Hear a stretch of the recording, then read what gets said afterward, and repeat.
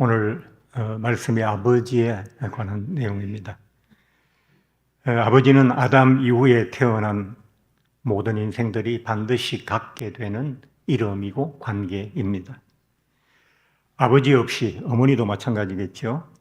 아버지, 어머니 없이 태어난 사람은 없습니다. 아버지를 모르거나 먼저 여의었거나 혹은 잊어버린 분은 계실지 모르지만 아버지가 없는 사람은 없습니다. 그러나 이렇게 모두에게 있는 필연적인 아버지라는 단어를 대하는 많은 분들의 마음은 다 똑같지는 않을 거라고 생각합니다. 지금은 내 곁에 계시지 않지만 조용히 아버지라고 부르면 눈물이 차오르고 가슴이 아려오는 그런 보고 싶은 이름일 수도 있고요. 아니면 기억조차 하기 싫은, 그래서 아버지란 말을 들을 때마다 화가 나고 서러운 마음이 드는 그런 분들도 계실 것입니다. 오늘 예배에 나오신 여러분들께서는 아버지란 단어를 들으실 때 마음에 어떤 생각들이 드십니까? 제가 제 설교 중에 부끄러운 가정사이지만 단편적으로 몇 번 말씀을 드렸습니다. 저에게 아버지는 가장 서운한 단어였고 가장 화가 나는 이름이었고 그래서 가장 싫은 분이셨습니다. 어머니에게 폭력을 행사하고 학대할 때에 화가 났었고 자식인 저에게 무관심하고 혹독할 때 슬프고 서운했었습니다. 아버지와의 관계가 이렇게 어렵다 보니까 저의 삶은 시작부터 매끄럽지가 못했습니다. 아버지는 자식이 인생에서 겪는 첫 번째 인간관계인데 그 관계가 부정적일 때 그 한 사람에게 일생 동안 미치는 영향은 매우 심대합니다. 청소년기부터 저는 나이든 남자를 매우 싫어했습니다. 아버지에 대한 부정적인 생각이 동년배 나이든 남자들에게까지 확대되었던 것입니다. 저는 아버지의 많은 부분이 싫었지만 그 중에서도 교회를 다니시는 크리스찬이셨고 특히 장로님이었다는 사실이 저를 더욱 화나게 했었습니다. 그래서 교회와 기독교 신앙에 대해서 냉소적인 입장을 가진 채 성년이 되었습니다. 어린 저도 당연히 알고 있는 크리스찬다운 모습이 아버지에게 없었기 때문입니다. 그래서 저는 모든 크리스찬들이 위선자라고 생각을 했고요. 그 생각을 버리지 못한 채 20대 중반을 넘어서고 있었습니다. 제가 아버지란 단어에 대해서 새롭게 생각하게 된 것은 제대하고 나서 이제 제가 다시 복학을 하고 가정으로 돌아오니까 제 이웃의 주변에 대부분 크리스찬들이죠. 어머님의 친구들, 뭐 또 이리저리 알고 있는 어머니의 후배 되시는 동네 분들, 이런 많은 분들이 저를 볼 때마다 저에게, 그분들은 저를 꼭 이렇게 누구 이름을 부르지 않고 제가 덩치가 너무 커서 그런지는 모르지만 송 선생 이렇게 불렸어요. 송 선생, 하나님 아버지가 우리 송 선생을 얼마나 사랑하시는데 송 선생이 그걸 모르고 있으니까 너무 안타깝습니다. 그런 얘기를 했었어요. 처음에는 코웃음 치던 저도 그렇게 이야기하는 분들의 마음에 자기들 나름의 진심이 있다는 사실을 알게 되었고 또 그렇게 좀 그분들의 말이 뭐 정말 하나님 아버지란 분이 나를 사랑하는지 사랑하지 않는지는 전혀 알 수 없지만 그분들이 거짓말하는 것 같지 않고 그 말이 너무나도 진지하였기 때문에 정말 하나님 아버지란 분이 나를 사랑하시는지 확인하고 싶은 마음이 들었습니다. 왜냐하면 저는 저희 아버지를 싫어하면서도 마음 한편에는 좋은 아버지에게 사랑받고 싶다는 마음이 늘 자리 잡고 있었기 때문입니다. 친구네 집에서 호탕한 친구 아버지를 뵈면 저분이 내 아버지였으면 얼마나 좋을까라는 생각을 수도 없이 많이 해보았습니다. 그래서 저는 아버지의 사랑을, 하나님 아버지란 분의 사랑을 특별히 또 아버지라는 그 말 때문에 확인해 보기로 하고 제 발로 교회를 찾아가게 되었습니다. 많은 우여곡절이 있었습니다. 다 얘기하기는 시간이 부족하고요. 그리고 시간이 좀 흐른 후에 그래서 하나님의 사랑에 대한 확신이 생겨날 무렵에 저의 인생은 사업가에서 갑자기 하나님 아버지에게 가장 충실하고 가까운 자리라고 생각했던 목사가 되었습니다. 그리고 43년이 지난 지금까지 저는 그 아버지와 함께 살아오고 있습니다. 하나님을 그렇게 만나서 그런지 저에게 하나님은 그냥 아버지이십니다. 하나님은 거룩하시고 전능하시며 천지를 창조하신 하나님이시기 전에 저에게는 그냥 아버지셨다고요. 설교나 예배 같은 공적인 자리에서는 하나님이라고 하지만 제 개인적인 묵상이나 기도나 하나님과의 대화에서는 언제나 하나님이라고 한 적이 별로 없습니다. 저는 그냥 아버지라고 그렇게 부릅니다. 그러다 보니까 하나님과 저와의 관계도 그냥 부자지간으로 그렇게 설정되어 있습니다. 아버지의 모든 것이 다 아들의 마음에 들지 않고 다 좋지 않듯이 저도 하나님에 대해 불만도 있고 불평할 땐 불평도 하고 응석이나 원망을 부릴 때도 있습니다. 그러나 그와 함께 또 가장 많이 감동하고 감사하고 눈물을 흘리는 것도 고마우신 그 아버지 때문이었습니다. 하나님께 있어 저는 나이 이른에도 여전히 철없는 아들일 뿐입니다. 하나님께 충성, 이런 이야기를 목사님들이 많이 하십니다. 저는 그 말이 별로 마음에 와닿지 않습니다. 아버지께 충성, 이런 관계가 필요할까요? 이런 관계가 필요한 때가 있었죠. 고대 왕조 시대 때 아버지를 왕으로 둔 왕자인 아들이 아버지께 충성, 그건 이해가 되지요. 그러나 어떤 아들이 아버지께 충성이라고 하겠습니까?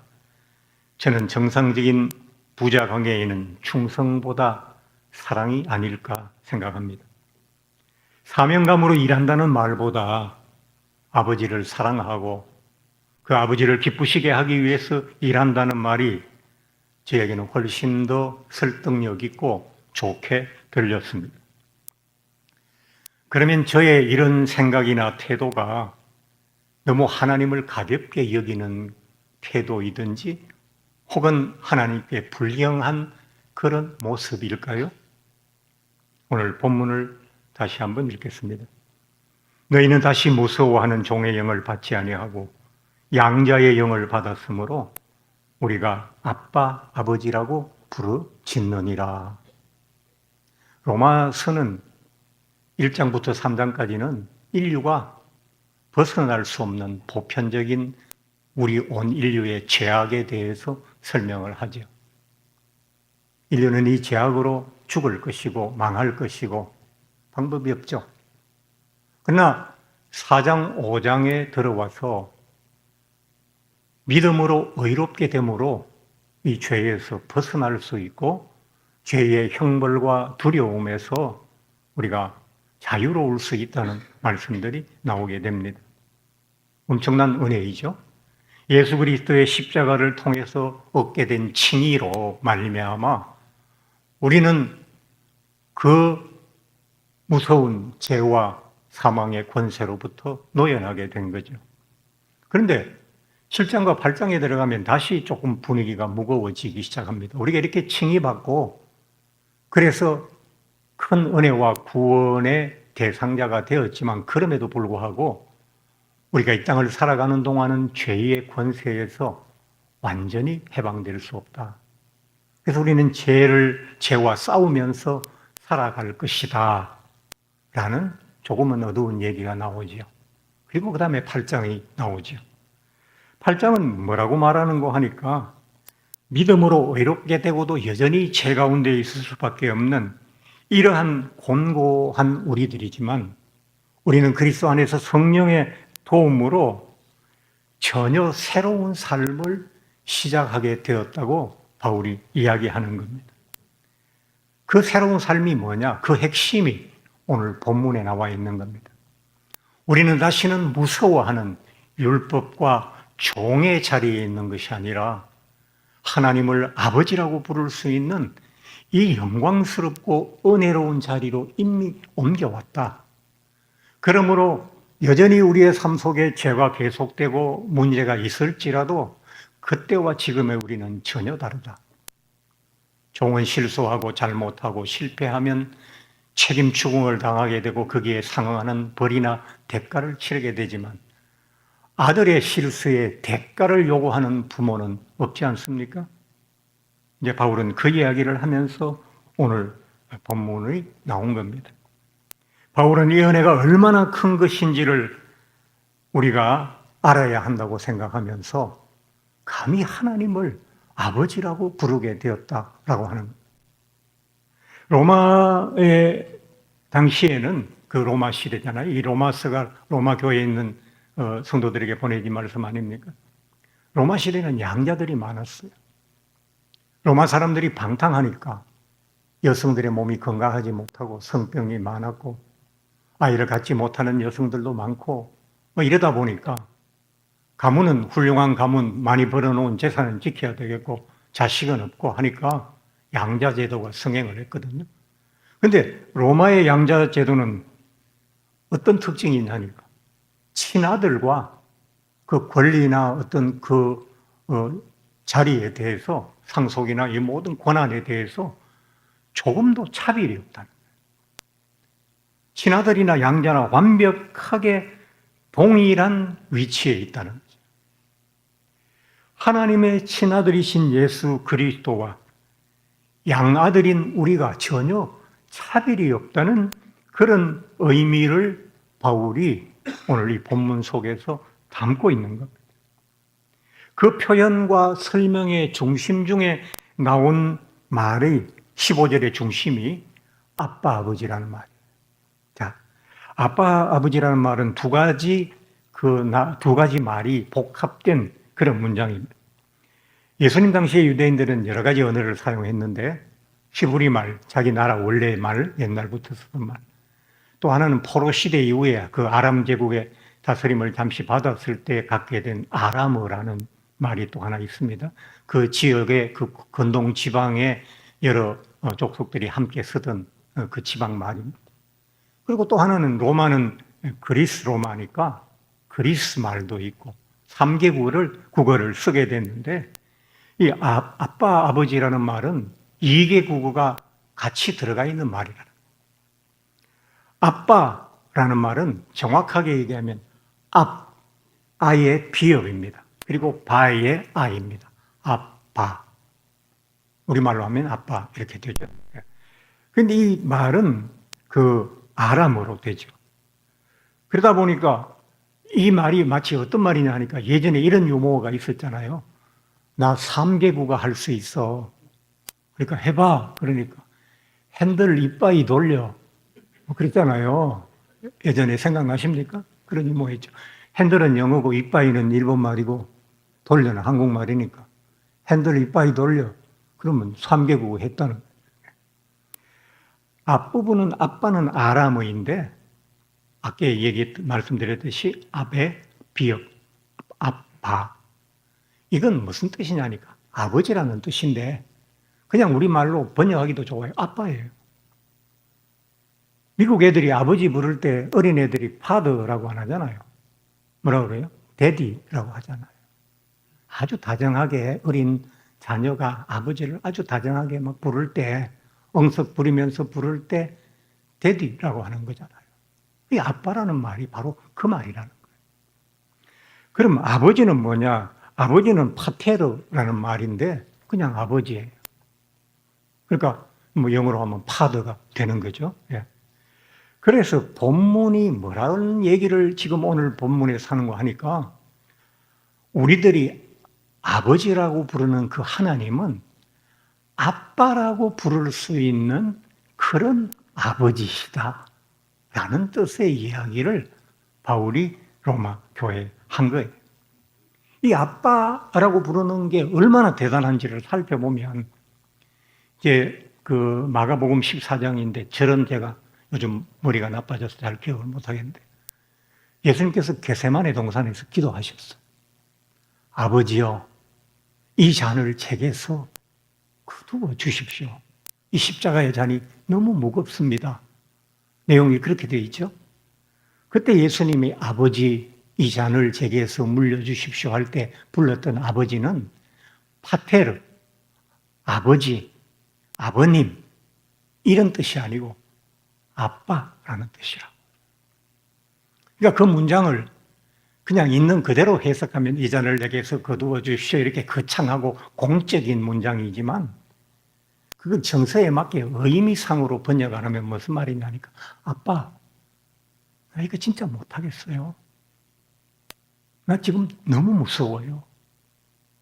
어떻게 내가 그 십자가에 올라가 사람들 나 다 옷 벗기고 또 창으로 찌르고 금방 죽이지 않고 서서히 죽어가게 하고 매달아 놓을 텐데 아빠 나 이거 정말 못하겠어요. 예수님께서 왜 그 기도에서 파테르 아버지라고 하지 않고 아빠라고 얘기했을까요? 그렇게 어린 아들의 모양으로 아버지를 부를 때 아버지의 궁휼과 나를 불쌍히 여기심이 더 내게 많이 다가오지 않을까라는 바람이 예수님께서 굳이 아빠라는 단어를 선택하시며 기도하셨던 어떤 마음이 아니었을까. 물론 이건 뭐 주장할 근거는 없습니다만 제 목사는 그렇게 그걸 묵상을 하죠. 왜 본문은 하나님을 아버지라고 그래도 되는데 아빠, 아버지라고 우리에게 굳이 설명하고 있는 것일까요? 하나님과 우리의 관계가 얼마나 밀접한 것인가를 설명해 주는 말씀이라고요. 그런데 한국교회는 하나님은 우리한테 아빠가 되고 싶다는데 우리는 자꾸 아빠를 아버지로, 아버님으로 자꾸 밀어내는 것 같아요. 하나님을 그냥 부르면 안 되잖아요. 전능하시고 거룩하시고 전지하시고 뭐 무소부재하시고 못하실 일이 없으시고 모든 것을 뭐 다 꿰뚫어 보시고 그런 형용사와 수식어를 하나님께서 그렇게 원하시지 않는다고 저는 생각해요. 하나님은 그저 우리들에게 아빠이시고 싶은 거예요. 여러분 생각해 보세요. 얼마나 큰 영광입니까? 예수님이 온 땅에서 유일하게 하나님을 아빠라고 부를 수 있었던 유일하신 인성을 가진 분이었던 예수님이 불렀던 그 아빠라는 명칭이 우리가 하나님을 부를 수 있는 명칭으로 우리 모두에게 주어졌다는 이 사실, 그건 영광이죠. 그런데 영광스러운 것만으로 그 의미가 끝나는 걸까요?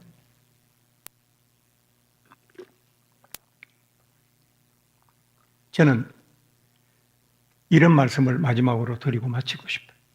자녀들에게 아빠는 모든 것이 함축된 이름입니다.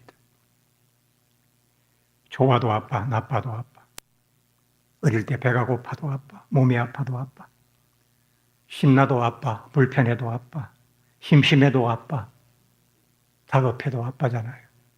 근데 어느 날 아들이 아빠를 아버지, 아버님이라고 부르기 시작하면 이제 거리가 생긴 거예요. 이제 아버지에게 모든 것을 구하지 않아요. 이제 아버지에게 모든 것을 구할 때가 지났다는 걸 아들이 알고 있고 그걸 자각하게 되면 아버지에 대한 호칭이 달라지는 거거든요. 저희 세대는 한 번도 아버지를 아빠라고 불러본 적이 없어요. 아버지, 아버님. 다른 사람들 앞에서는 아버님. 하나님은 우리가 가까이 다가오기를 원하세요. 아빠는 자녀의 하늘인지만 동시에 자녀의 가장 따뜻한 품 안이잖아요. 그 아빠가 우리들의 하나님 아버지이시라. 우리 삶의 어떠한 상황 속에서도 우리가 편하게 부를 수 있는 이름, 아빠. 내 삶의 어떤 어려운 문제도 갖다 당신의 문제로 안겨드릴 수 있는 그 유일한 이름, 아빠 아닙니까? 하나님은 그런 아빠가 되시기를 원하시는 겁니다. 삶이 외롭고 걱정되시고 무섭기까지 하다는 분들이 요즘 많습니다. 젊은이 젊어서 두렵고 중년이 되니 짐이 무거워서 힘들고 늙으니 우울해서 외로워서 어둡다고 하시는 분들 많이 있습니다. 여러분 그럴 때 조용히 한번 불러보시면 좋을 것 같아요. 아버지, 눈에 잘 보이지는 않지만 내 옆에 내 뒤에 계시죠? 하나님께서 그래 사랑하는 아들아, 아빠 여기 있단다 라고 말씀해 주실 줄로 믿습니다. 그런 하나님과 함께 조금의 어려운 일이 있더라도 늘 함께 헤쳐나가시고 아빠에게 도움을 청하시고 아빠를 통해서 위로받으시고 힘을 얻으시는 그런 여러분들이 다 되시기 바랍니다.